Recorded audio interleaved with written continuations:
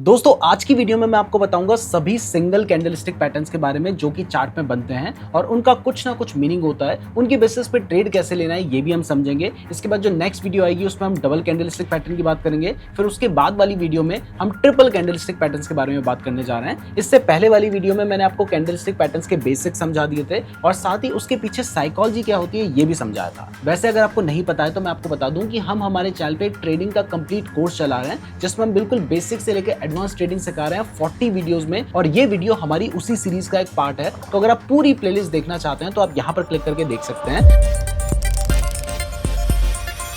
अब सबसे पहले सिंगल कैंडलस्टिक पैटर्न्स को समझने के लिए आपको थोड़ा सा बेसिक पता होना चाहिए। ऑल्दो ये मैंने पहले भी डिस्कस किया है लेकिन फिर भी बता देता हूँ। देखिए, अगर आपको कभी भी चार्ट में कोई ग्रीन कलर की कैंडल दिखाई देती है तो इसका सिंपल सा मतलब है कि उस टाइम फ्रेम में प्राइस बढ़ी है, और अगर रेड कैंडल दिखाई देती है मतलब प्राइस गिरी है। इतना तो आपको पता होगा। लेकिन ये कैंडल्स एक्चुअल में बनती कैसे हैं, चलिए वो समझते हैं। तो सबसे पहले ग्रीन कैंडल का एग्जांपल लेते हैं और मान लेते हैं कि यहाँ पर जो भी कैंडल हम देख रहे हैं वो 1 घंटे की कैंडल है। तो जब उस 1 घंटे की शुरुआत हुई होगी उस टाइम पर जो प्राइस रही होगी वो यहाँ पर रही होगी। लेट्स से 100 रुपए प्राइस थी। अब 100 रुपए से प्राइस गिरते गिरते उसी 1 घंटे के अंदर घटते घटते मान लो 95 रुपीज तक आ गई। फिर प्राइस वापस से रिकवर करने लगी, सेम 1 घंटे की बात कर रहा हूं, और बढ़ते बढ़ते बढ़ते बढ़ते बढ़ते 115 रुपए तक चली गई। लेकिन जब वो 1 घंटा खत्म हुआ उस टाइम पर जो प्राइस थी वो यहां पर 110 रुपए पे थी।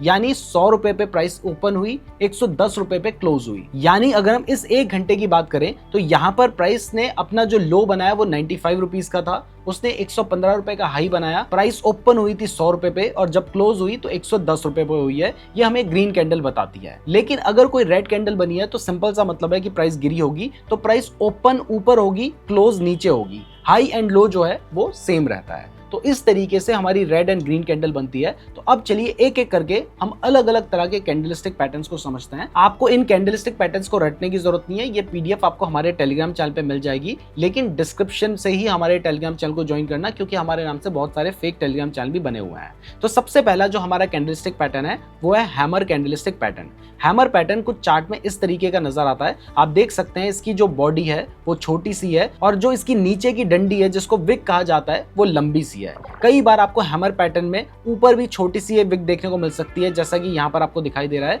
और ये चाहे ग्रीन कलर की हो या फिर रेड कलर की हो, इसे हैमर पैटर्न ही माना जाता है। तो जब भी ये पैटर्न बनता है उसके बाद प्राइस के बढ़ने के चांसेस होते हैं। लेकिन उससे पहले इंपॉर्टेंट ये है कि चार्ट डाउन ट्रेंड में चल रहा हो और जब ये पैटर्न बनता है तब प्राइस किसी सपोर्ट के आसपास हो। ऐसा नहीं कि रैंडमली कहीं पे भी ये पैटर्न बन गया, वहां पर आप समझ लो कि ये बुलिश है और वहां पे ट्रेड लो। ऐसा आपने नहीं करना है। ये जब सपोर्ट के पास बने, अगर आपकी कोई और स्ट्रेटजी वहां पे लग रही है तो उन सब चीजों के साथ अगर हैमर पैटर्न बन रहा होगा तो आप कंफर्म हो पाएंगे। तो इस तरीके से आप हैमर पैटर्न का यूज कर सकते हैं। जैसे चार्ट में भी आप देख सकते हैं कि यहाँ पर प्राइस गिर रही थी, यहाँ पे कहीं पे सपोर्ट लेवल था और उस जगह पर हमें ये हैमर पैटर्न देखने को मिला है और उसके बाद प्राइस अच्छी खासी बढ़ी है।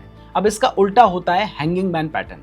हैंगिंग मैन पैटर्न एक तरह से हैमर पैटर्न ही है, लेकिन वो डाउन ट्रेंड की जगह अप ट्रेंड में बनता है। और यहाँ पर भी कलर की कोई इंपॉर्टेंस नहीं है, ये ग्रीन या रेड किसी भी कलर का हो सकता है। तो पहले क्या होगा, पहले प्राइस अप ट्रेंड में चल रही होगी, उसके बाद आपको एक हैमर कैंडल देखने को मिलती है जो ग्रीन या रेड कुछ भी हो सकती है, और उसके बाद जो नेक्स्ट कैंडल है उसमें क्या होता है, उसमें एक रेड कैंडल बन जाती है। तो इसका मतलब क्या है, इसका मतलब यह है कि ये एक हैंगिंग मैन कैंडलस्टिक पैटर्न है और इसके बनने के बाद प्राइस के गिरने के चांसेस होते हैं, जैसा कि आप यहाँ पर देख सकते हैं। अब इसके बाद मैं आपको चार्ट में भी दिखा देता हूँ। देखिए, जैसे यहाँ पर रेजिस्टेंस के पास आपको एक हैंगिंग मैन पैटर्न बनता हुआ दिखाई दे रहा है और उसके बाद आप देख सकते हैं कि प्राइस अच्छी खासी गिरी है। अब इसके बाद जो हमारा नेक्स्ट कैंडलस्टिक पैटर्न है वो है इन्वर्टेड हैमर कैंडलस्टिक पैटर्न। ये पहले हम हैमर देख रहे थे, ये उल्टा रखा हुआ हैमर है। मतलब क्या है कि इसकी नीचे की जो बॉडी है वो आप देख सकते हैं कि वो छोटी सी है और ऊपर की जो विक है वो बड़ी है।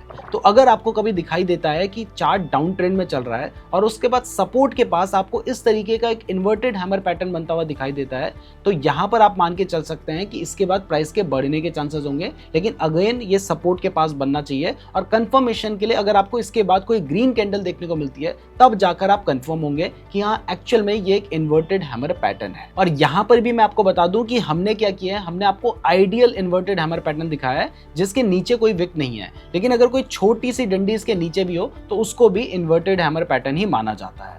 अब इसको अगर हम चार्ट पे देखना चाहें तो यहाँ पर आप देख सकते हैं कि सपोर्ट के आसपास हमें यहाँ पर एक इन्वर्टेड हैमर पैटर्न बनता हुआ दिखाई दिया है और उसके बाद आप देख सकते हैं कि प्राइस अच्छी खासी बड़ी है। अब इन्वर्टेड हैमर का जो अपोजिट पैटर्न है वो है शूटिंग स्टार पैटर्न। आपको दिखाई देता है कि प्राइस अप ट्रेंड में चल रही है और अप ट्रेंड में वही इन्वर्टेड हैमर अगर आपको रखा हुआ दिखाई देता है तो इसको शूटिंग स्टार पैटर्न कहा जाता है। और इसके बाद अगर आपको दिखाई देता है कि एक रेड कैंडल बन गई है तो इसका मतलब यह है कि यहाँ से प्राइस के गिरने के चांसेस हैं और इसको शूटिंग स्टार पैटर्न कहा जाता है। लेकिन अगेन ये रेजिस्टेंस के पास होना चाहिए तभी एक वैलिड पैटर्न होगा। ऐसा नहीं कि रैंडमली कहीं पे भी बन जाए तो आप सोचे कि अब तो प्राइस गिरेगी और आप ट्रेड ले लें। जैसे यहाँ पर आप चार्ट पे देख सकते हैं कि प्राइस बिल्कुल अपने रेजिस्टेंस के पास है, बहुत बार प्राइस यहाँ से गिरी है और उसके बाद आपको यहाँ पर एक शूटिंग स्टार पैटर्न बनता हुआ दिखाई दे रहा है, या कह सकते हैं इन्वर्टेड हैमर पैटर्न आपको रेजिस्टेंस के पास बनता हुआ दिखाई दे रहा है। तो आप देख सकते हैं कि उसके बाद प्राइस अच्छी खासी गिरी है। अब ऐसी जगहों पर अगर आप ट्रेड लेने के बारे में सोच रहे हैं तो पहले तो मैं आपको कहूंगा कि भाई बाकी चीजें भी आपको देखनी होती है,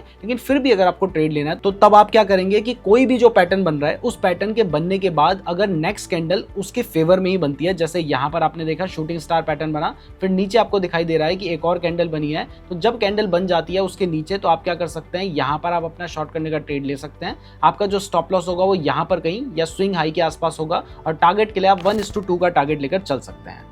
अब इसके बाद जो नेक्स्ट टाइप का पैटर्न है उसको हम कहते हैं मारुबोजू पैटर्न, और ये जो आपको स्क्रीन पे अभी नजर आ रहा है इसको बुलिश मारुबोजू कैंडलस्टिक पैटर्न कहा जाता है। बुलिश मारुबोजू पैटर्न में जो कैंडल है उसकी बहुत ज्यादा इंपॉर्टेंस होती है और उसके कलर की भी इंपॉर्टेंस है, यानी ये ग्रीन होगा तभी ये बुलिश मारुबोजू पैटर्न होगा और इसकी जो बॉडी है वो बहुत बड़ी होनी चाहिए और इसके ऊपर नीचे विक ना हो तो बेटर है, या छोटी विक हो तो चल जाएगा। मतलब यहाँ पर हमने आइडियल दिखाया कि ऊपर नीचे कोई भी डंडा नहीं है, कोई भी विक नहीं है और बॉडी जो है वो बहुत बड़ी है। तो बॉडी बड़ी होनी चाहिए, ग्रीन कलर की होनी चाहिए, लेकिन अगर छोटी थोड़ी बहुत विक ऊपर नीचे हो तो वो चलता है, उसको भी हम बुलिश मारुबोजू पैटर्न मानेंगे। और ये जो बुलिश मारुबोजू पैटर्न होता है, नाम से ही पता चल रहा है कि बुलिश पैटर्न है, यानी इसके बनने के बाद प्राइस बढ़ती है। अब अगर प्राइस पहले गिर रही हो फिर बुलिश मारुबोजू पैटर्न बने तो उसके बाद भी प्राइस के बढ़ने के चांसेस हैं, और अगर ऑलरेडी बढ़ रही है वहां पर बुलिश मारुबोजू पैटर्न बना है उसके बाद भी प्राइस के बढ़ने के चांसेस हैं, जैसा कि आप यहाँ पर एग्जाम्पल में देख सकते हैं।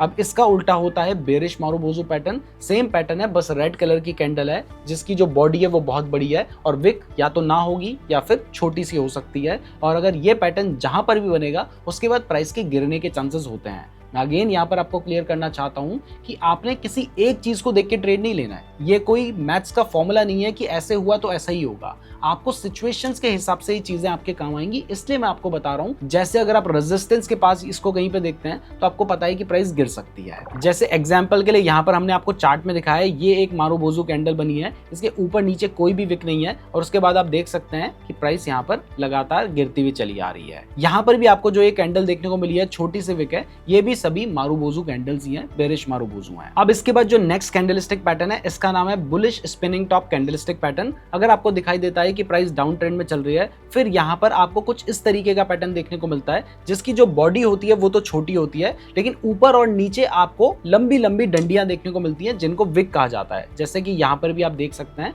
तो इसको बुलिश स्पिनिंग टॉप कहा जाएगा। बुलिश तब होगा जब आपको दिखाई देता है कि ये सपोर्ट के पास बन रहा है, यानी आपने देखा कि प्राइस सपोर्ट के पास है और वहां पर ये पैटर्न बन रहा है तो ये बुलिश होगा। अगर ये रेजिस्टेंस के पास बनेगा तो ये बेरिश होगा। यहाँ पर कलर की उतनी ज्यादा इंपॉर्टेंस नहीं होती है, लेकिन जाहिर सी बात है कि अगर सपोर्ट के पास ग्रीन बनेगा तो वो ज्यादा बेटर होगा और रेजिस्टेंस के पास रेड बनेगा तो वो ज्यादा बेटर होगा। तो ये है बुलिश स्पिनिंग टॉप पैटर्न। जैसा कि यहाँ पर आप देख सकते हैं कि प्राइस डाउन ट्रेंड में चल रही थी, फिर ये आपको एक कैंडल दिखाई दे रही है जो कि बुलिश स्पिनिंग टॉप कैंडल है, और उसके बाद आप देख सकते हैं कि यहाँ पर जो मार्केट है वो अच्छा खासा बड़ा है, लेकिन अगेन आप यहाँ पर देखेंगे तो ये बिल्कुल रेजिस्टेंस के पास हो रहा है। बहुत बार प्राइस इस लेवल पे आई थी और उसके बाद हमें यहाँ पर एक ऊपर की साइड का मूव देखने को मिला है। अब ऐसे में अगर मान लीजिए आप ट्रेड लेने के बारे में सोच रहे हैं तो सबसे पहले तो जब कोई कैंडल इसके ऊपर क्लोजिंग दे देती है वहां पर आपने ट्रेड लेना चाहिए। आपका जो स्टॉप लॉस होगा वो ये जो सपोर्ट है इसके थोड़ा सा नीचे होगा और टारगेट आप 1:2 का लेकर चल सकते हैं। बाकी आपकी स्ट्रेटजी के ऊपर भी ये चीजें डिपेंड करती है।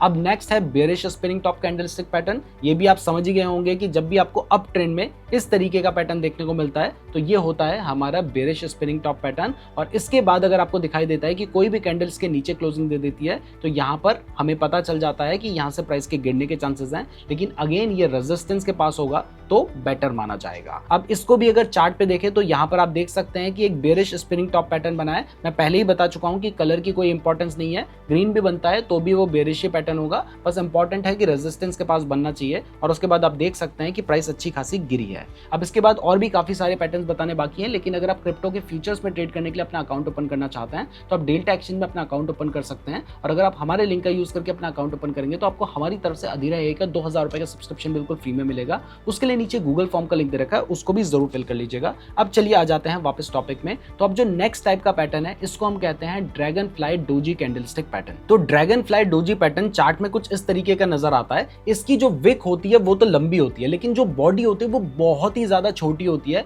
या फिर नहीं होती है। मतलब जहां पर प्राइस ओपन हुई वहीं के वहीं पे क्लोज हो गई, तो एक पतली सी आपको लाइन देखने को मिलेगी जैसा कि यहाँ पर देखने को मिल रहा है। तो इसमें कलर की कोई भी इंपॉर्टेंस नहीं होती है, बट इंपॉर्टेंट है कि जो विक है वो लंबी होनी चाहिए। और अगर ये आपको दिखाई देता है कि डाउन ट्रेंड के बाद बनती है, जैसे आपको दिखाई दे रहा है डाउन ट्रेंड में चल रहा है, और फिर आपको सपोर्ट के पास अगर ये बनती हुई दिखाई देती है, तो यहाँ से प्राइस के बढ़ने के चांसेस होते हैं। जैसा कि यहाँ पर आप देख सकते हैं डाउन ट्रेंड चल रहा था, उसके बाद सपोर्ट के पास हमें ये बनती हुई दिखाई दी और इसके बाद प्राइस के बढ़ने के चांसेस हमें यहाँ पे नजर आ रहे हैं। इसका जो बेयरिश वर्जन है उसको हम कहते हैं ग्रेवस्टोन डोजी कैंडलस्टिक पैटर्न। अगर आपको दिखाई देता है कि अप ट्रेंड के बाद इस तरीके का कुछ पैटर्न बनता है जिसमें ऊपर की जो विक है वो बहुत लंबी है और नीचे भी इसमें विक लंबी हो सकती है, ऐसा नहीं है कि नीचे विक लंबी नहीं होगी, लेकिन जो बॉडी है वो या तो नहीं होनी चाहिए या बहुत ही छोटी होनी चाहिए। और उसके बाद अगर आपको दिखाई देता है कि एक रेड कलर की कैंडल बन जाती है, और ये सब कहां पे होना चाहिए, ऑब्वियस सी बात है रेजिस्टेंस के पास होना चाहिए। और अगर ऐसा आपको कुछ देखने को मिलता है तो इसके बाद प्राइस के गिरने के चांसेस होते हैं।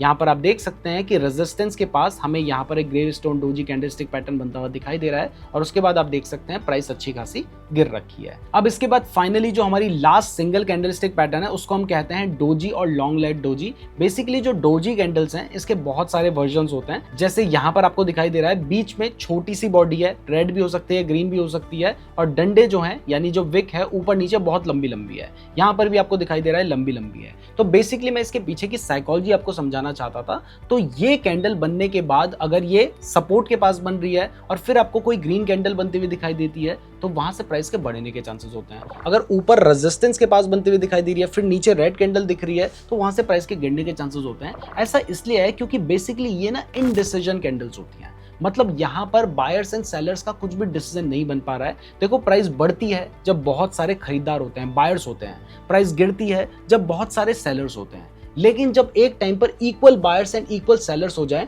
तो प्राइस वहीं की वहीं रह जाती है। तो इस केस में वही हो रहा है। और उसके बाद अगर मान लीजिए कि ग्रीन कैंडल बन गई सपोर्ट के बाद तो इसका मतलब यहाँ पर बायर्स जीत चुके हैं, प्राइस के बढ़ने के चांसेस हैं। अगर रेजिस्टेंस के बाद रेड कैंडल बन गई, ये कैंडल बनने से पहले मतलब ये था कि पहले इनडिसीजन चल रहा था, अब यहाँ पर जो सेलर्स हैं वो जीत गए हैं तो प्राइस के गिरने के चांसेस हैं। तो इस तरीके से ये हमारी सिंगल कैंडलस्टिक पैटर्न्स काम करते हैं। अब नेक्स्ट वीडियो में मैं आपको डबल कैंडलस्टिक पैटर्न्स के बारे में बताऊंगा, तो इसलिए हमारे चैनल को सब्सक्राइब जरूर कर लीजिएगा, वीडियो को लाइक जरूर कर दीजिएगा। डेल्टा एक्सचेंज में अपना अकाउंट ओपन नहीं किया है तो जरूर कीजिए, और साथ ही नीचे गूगल फॉर्म का लिंक दे रखा है उसको जरूर फिल कर लीजिएगा। बाकी अगर आप ये पूरी प्लेलिस्ट देखना चाहते हैं, बिल्कुल बेसिक से एडवांस तक की ट्रेडिंग सीखना चाहते हैं, तो इस प्लेलिस्ट को जरूर देख लीजिएगा। धन्यवाद।